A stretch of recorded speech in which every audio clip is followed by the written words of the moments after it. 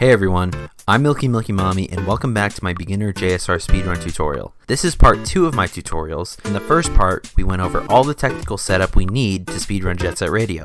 I'll leave a link to that as well as any other resources in the description of this video. Today, we'll be focusing on basic movement knowledge as well as the tutorial of the game. And be sure to use the timestamps in the description if you want to skip to a certain part of the video. Now this may sound dumb, but I would like to start off by recommending that you first play through this game casually if you haven't yet. The reason for this being that since this run is mostly movement, by playing through the game at your own speed, you'll already have a good idea of how the game controls instead of starting from scratch trying to learn the speedrun. And with that being said, we'll start off with jumping. Now there are two types of jumps in this game, a normal jump and a trick jump. The names are somewhat self-explanatory, but allow me to elaborate. If you're moving at a slower speed and you jump, you'll perform a normal jump. Normal jumps are faster, shorter, and easier to control, meaning by holding the jump button, you increase the height of the jump.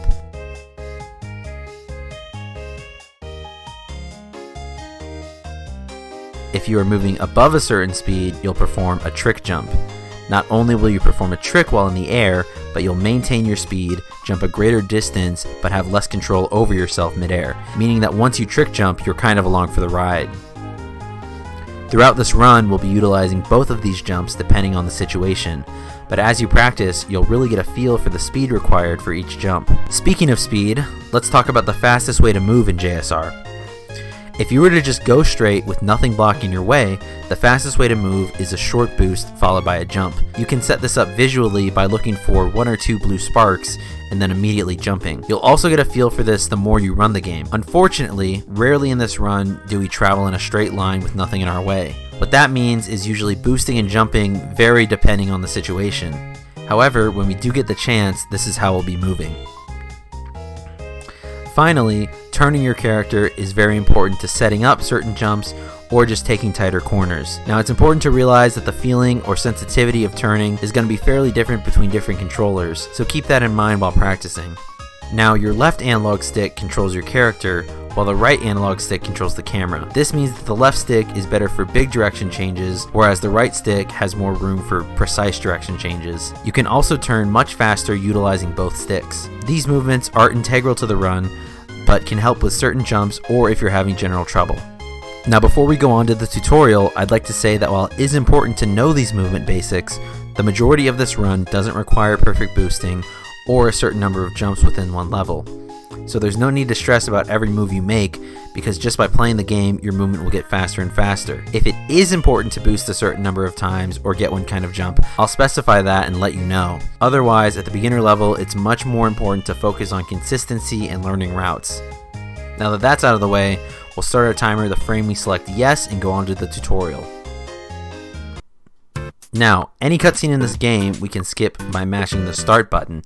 Anything else we need to skip will be done by mashing the jump button. Now the tutorial is split into 6 challenges that we have to complete for gum and then tab. Now they show us what to do, but we skip through that with the jump button, and we definitely don't have to follow their exact movements.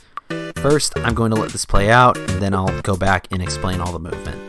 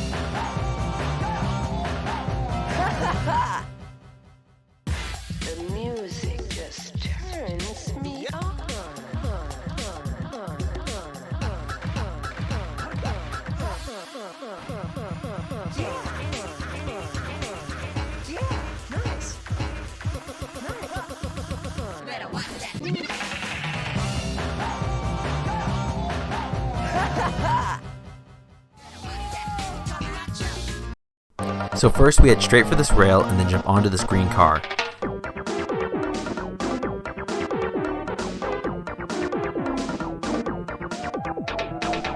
Try jumping directly from the rail to the top of the car.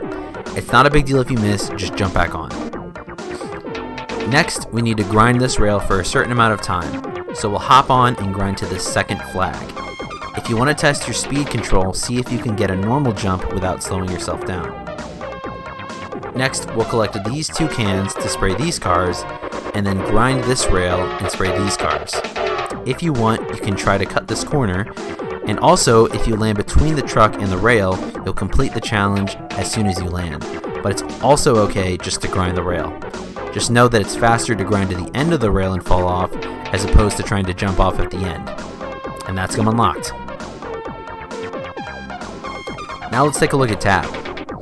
Our first quick spray using Beat, who has a down-directed spray.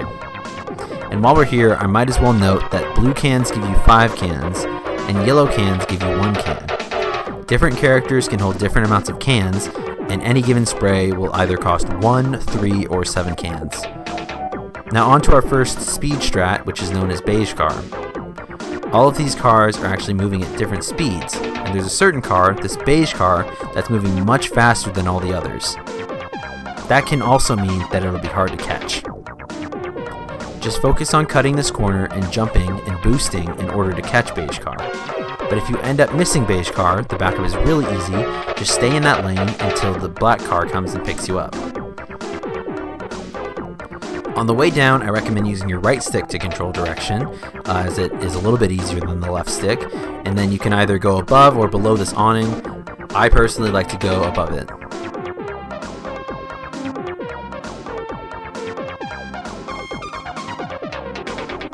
Now in Tab's third challenge, we need to get onto this awning. There's another speed strat known as Bus Skip. This skip is not very beginner friendly and can be frustrating to have to reset because of it. However, I do understand that it can be fun to learn tricks like that, so I will link a bus skip tutorial in the description. Just know that it isn't really worth it to grind over or spend a lot of time on. It saves you about 3 seconds and it's really annoying to reset. So instead, for beginners, I would just recommend doing it this way and jumping here to cut the corner.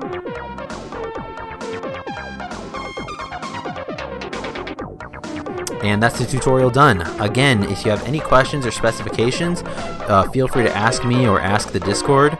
And in the next video, we'll be going over some beginner routes and strategies for Chapter 1. Goodbye.